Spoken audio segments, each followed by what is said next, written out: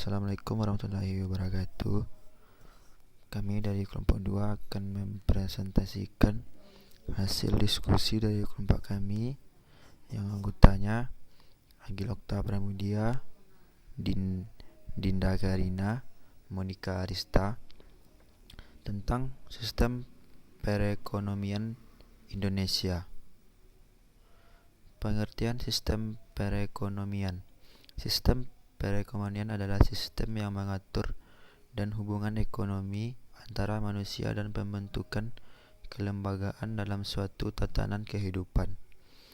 Maka dikatakan juga bahwa sistem perekonomian tidak harus berdiri sendiri, tetapi berkaitan dengan pandangan mereka, pola dan filsafat hidup di mana dia beristirahat.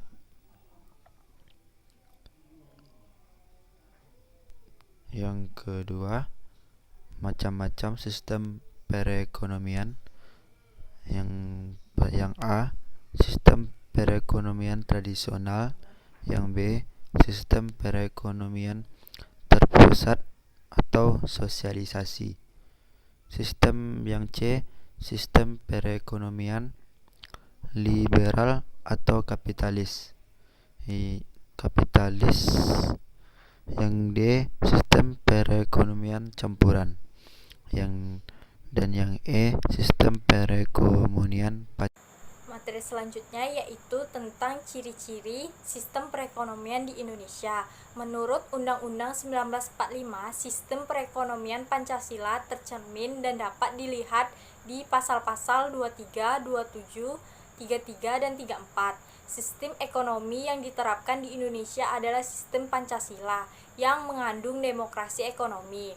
Meski setiap sistem ekonomi punya ciri-ciri yang berbeda satu sama lain, namun ciri-ciri yang tertuang dalam Undang-Undang 1945 Pasal 33 adalah: yang pertama, perekonomian disusun sebagai usaha bersama berdasarkan atas asas kekeluargaan. Yang kedua, cabang-cabang produksi yang penting bagi negara dan yang menguasai hajat hidup orang banyak dikuasai oleh negara.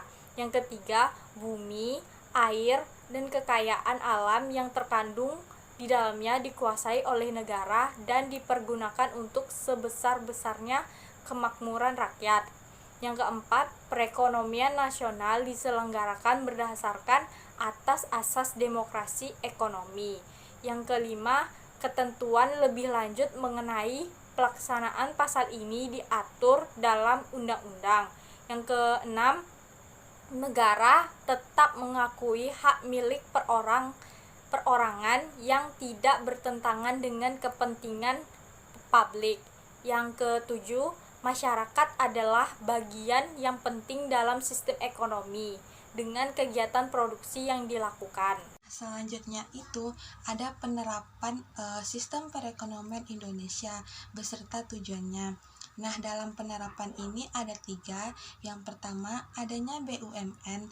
Nah, BUMN ini merujuk pada aturan dan undang-undang resmi negara yang mengatakan hal-hal yang dianggap penting serta berhubungan dengan hajat hidup banyak orang. Nah, yang kedua adanya koperasi. Badan koperasi ini adalah salah satu implementasi dari sistem perekonomian Indonesia, yaitu Pancasila. Dalam badan koperasi ini didirikan atas dasar azas kekeluargaan.